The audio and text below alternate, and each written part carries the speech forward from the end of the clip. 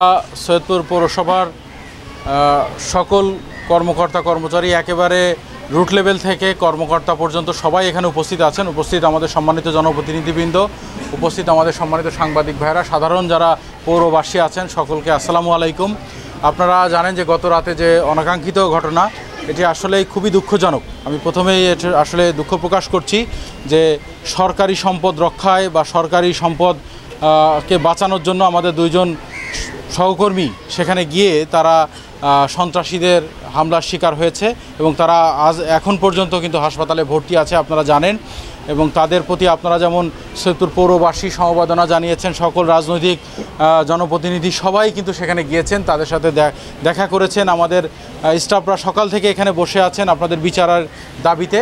আমরা গতকালকে থেকেই কিন্তু বিষয়টি জানি এবং সর্বশেষ গতকালকে রাতে থানায় আমাদের কিছু সহকর্মী সেখানে গিয়েছিল। থানায় গিয়ে তারা সঙ্গে সঙ্গে যে বিষয়টি এনেছেন যে আইনগত ব্যবস্থা, তো আমরা গতকালকে হয়তো আইনগত প্রতিকার ওই মুহূর্তে পাইনি। আমরা সকাল থেকে কিন্তু এই বিষয়টি নিয়ে কনসার্ন। সকালবেলায় কিন্তু পৌরসভার কর্মকর্তা কর্মচারীরা আমার কাছে গিয়েছিল, তাদের পরবর্তী করণীয় বিষয় আপনারা এখানে সকাল থেকে অবস্থান করেছেন। কোনো নাগরিককে আজকে আমরা পৌরসভা থেকে কোনো সেবা আসলে প্রদান করা হয়নি এবং নাগরিকরা কিন্তু এসে ফিরে যাচ্ছেন, আপনারা দেখেছেন। এবং রাস্তাটিও ব্লক করা, এখন পর্যন্ত এই রাস্তাটা যাতায়াতের উপযোগী এখনও করা হয়নি, সেটিও সবাই জানেন। এর প্রধান কারণ হচ্ছে আমাদের সুজন শাহ এবং মোকসেদ দুজনের আসলে এই উপর অতর্কিত যে হামলা, এবং হামলার মূল কারণ হচ্ছে যে তারা একটি ভালো কাজে গেছে, মহৎ কাজে গেছে।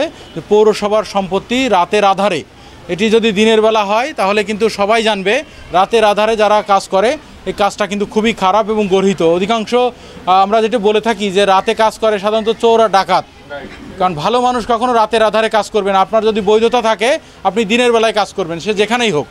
কিন্তু রাতের আধারে যখন কাজ করে এবং জনসম্মুখে নয়, যত রাত হবে তত তারা কাজ করবে, এর উদ্দেশ্যটা খারাপ। সেই উদ্দেশ্য আসলে খারাপ উদ্দেশ্য চরিতার্থ করতে আমাদের স্টাফরা দেয় নেই, তারা সঙ্গে সঙ্গে হাজির হয়েছে, যার ফলে কিন্তু তারা আজকে এই হামলার শিকার হয়েছে। এবং তাদের প্রতি আসলে আমরা শুধু সমবেদনা নয়, যে কথা বলা হয়েছে যে তাদের চিকিৎসা ব্যয়ভার পৌরসভা থেকে বহন করা হবে। তাদের সুস্থ না হওয়া পর্যন্ত পুরো বিষয়টি পৌরসভা দেখবে এবং এজন্য আমরা অবশ্যই এই বিষয়টিকে বলবো যেটি একটি গর্হিত কাজ হয়েছে। তো আমরা যেটি শাহিন ভাই বললেন যে আইনগত ব্যবস্থা যেটি নেওয়ার কথা, আপনারা যেটি বারবার দাবিতে তুলেছেন যে অপরাধী যারা তারা যেন দ্রুত গ্রেপ্তার হয় বা তাদের বিরুদ্ধে আইনগত ব্যবস্থা নেওয়া হয়। আমরা সবাই জানি আইন আসলে আমরা যদি পারতাম তাহলে নিজেরাই কিন্তু তাদেরকে ধরে রাখতাম। আইনের প্রতি শ্রদ্ধাশীল বলে কিন্তু আপনারা এখনও এখানে অবস্থান করছেন, এজন্য আপনাদেরকে ধন্যবাদ জানাতে হয় যে আপনারা আইনের প্রতি আশ্রয় নেবেন বলেই এখানে বসে আছেন। আমরা ইতোমধ্যে আমাদের ঊর্ধ্বতন কর্তৃপক্ষের সাথে কথা বলেছি যে আমাদের পৌরসভার দুইজন সহকর্মীর গায়ে হাত তোলা হয়েছে, এই বিষয়ে আমাদের পরবর্তী করণীয় কী, সেখান থেকেও আমাদের মেসেজ এসেছে যে তাদের বিরুদ্ধে আইনগত ব্যবস্থা নেওয়ার। তো আইনগত ব্যবস্থা যেটা বলে সেটি হচ্ছে মামলা করা। আমরা ইতোমধ্যে সিদ্ধান্ত হয়েছে যে আমরা মামলা করব। আমাদের পৌরসভার পক্ষ থেকে আমাদের যে সহকর্মীরা আজকে আহত হয়েছে, যারা তাদের পরে অতর্কিত হামলা করেছে, তাদের বিরুদ্ধে আমরা মামলা করব, এই সিদ্ধান্ত আমরা নিয়েছি এবং এই মামলা হবে।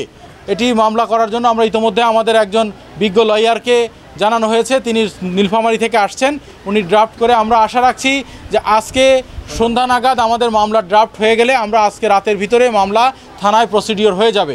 ওসি সাহেবের সাথে আমার কথা হয়েছে, এসপি স্যারের সাথে এবং ডিসি স্যারের সাথেও এই বিষয়ে কথা হয়েছে। তারাও জানিয়েছে যে যেহেতু সরকারি চাকরি করে, সরকারি কর্মকর্তা, তাদের উপরে গায়ে হাত যদি তোলে তাহলে সেটি অন্য ধরনের একটি খারাপ বিষয়, এটি মামলা হবে। আরেকটি বিষয় যে মামলার পরে আপনাদের যে দাবি যে দ্রুততম সময়ের ভিতরে তাদের অ্যারেস্ট করা, এটি আমরা এতক্ষণ ধরে আমরা সকাল থেকে অনেক পর্যালোচনা করেছি যে আমরা কোন কোন ধারায় গেলে আসলে তাদের বিরুদ্ধে আইনগত সঠিক বিচার বা যেটি বলা হচ্ছে সেটি পেতে পারি। আমরা সে লক্ষ্যে কাজ করেছি এবং আমরা সে জায়গাটা পেয়েছি। এখন আমাদের লয়ার যদি আসে আমরা সেই অনুযায়ী, অর্থাৎ যে ধারায় গেলে তাদের বিরুদ্ধে আমরা দ্রুততম সময়ের ভিতরে ব্যবস্থা নিতে পারবো। সন্ত্রাসীরা আসলে যে যাই হোক, কারো ভাই হোক বোন হোক যেই হোক, সে সন্ত্রাসী, তার অবশ্যই উপযুক্ত আইনের আওতায় এসে বিচার হওয়া উচিত। সেই বিষয়টি আমরা নিশ্চিত করার জন্য আমরা আজকের ভিতরেই মামলা প্রসিডিওর করব। সম্ভব হয় জরুরি সেবার কাজগুলো আপনারা ফিরে আসার চিন্তা মাথায় নেন এবং ফিরে আসার চিন্তা করেন। আমাদেরকে 3টা দিন সময় দেন। আমাদের মামলা গুছাতে হলে একটু ঠান্ডা পরিবেশ লাগবে। আপনারা যদি এভাবে রাস্তায় বসে থাকেন, আমরা কিন্তু ঠান্ডা মাথায় এই মামলাটা করার ক্ষেত্রে আমাদের কিন্তু চিন্তা করতে হবে যে ওরা ওখানে, আমি কিভাবে রুমের ভিতরে বসে বসে মামলার চিন্তা করি। আমার কর্মচারী সব বাহিরে, তাহলে কিন্তু সেটির জন্য আমার একটু সময় লাগবে। আমরা সকাল থেকে কিন্তু এই বিষয়টি নিয়েই ছিলাম। এজন্য আপনাদের কাছে বিশেষ অনুরোধ যে আপনারা ঠান্ডা মাথায় চিন্তা করুন। আপনাদের সকলের কথা ঠিক আছে যে আজকে আমাদের দুজন সহকর্মী গায়ে হাত তুলেছে, কালকে আমাদের কেন নয়, কালকে তো আমার গায়ে হাত তুলতে পারে, আমিও পৌরসভার লোক, আমি সেটিও বলতে চাই যে সেই জায়গায়ও হাত তুলতে পারে। তো এক্ষেত্রে অবশ্যই এটি দৃষ্টান্তমূলক বিচার আমরা আশা করতেই পারি এবং আশা করি যে আর তাদের দৃষ্টান্তমূলক বিচার বাংলাদেশের আইনেই হবে।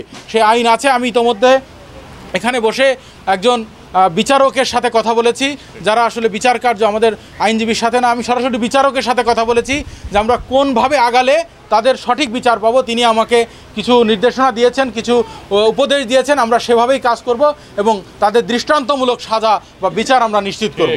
আমি আপনাদের কাছে অনুরোধ করছি জোরহাত করে যে আপনারা যারা কর্মচারী কর্মকর্তা অ্যাসোসিয়েশন আছেন, আপনারা একটু চিন্তা করুন যে এই পৌরবাসী 3 লাখ মানুষ যারা এই গরমে, আপনারাও অতিষ্ঠ হয়ে রোদে বসে আছেন, আমার হরিজন সম্প্রদায় বসে আছে যারা কাজ করে নাই, সকাল থেকে কোনো কাজ হয় নাই, সারা পৌরবাসী আসলে এটা সাফারার হচ্ছে। আমরা 3 লাখ লোক, যেহেতু সাবু সাহেব বলেছে যে 15 জন লোকের 3 লাখ লোকের সাথে কখনো পারতে পারে না, তাহলে 3 লাখ লোকের আসলে ট্যাক্সের টাকায় আমাদের বেতন হয়। আমাদেরও কিছু দায়িত্ব আছে। আপনাদের কাছে অনুরোধ জানাবো আবার যে আপনারা দয়া করে এই বিষয়টি মাথায় নিয়ে আমাদেরকে 3 দিন অন্তত সময় দিয়ে আজকের যে কর্মসূচি আপনারা রেখেছেন, আপনারা ইতিমধ্যে বিক্ষোভ সমাবেশ মিছিল করেছেন, এখানে সকাল থেকে আছেন, আপনারা এটি বিরতি করুন, প্রত্যাহার করুন। আমার অনুরোধ, আমরা 3 দিনের ভিতরে যদি আপনারা দেখেন যে কোনো রকম কোনো ব্যবস্থা নিতে পারি নাই, তাহলে অবশ্যই আপনারা যে বিচার করবেন আমরা মাথা পেতে নেব।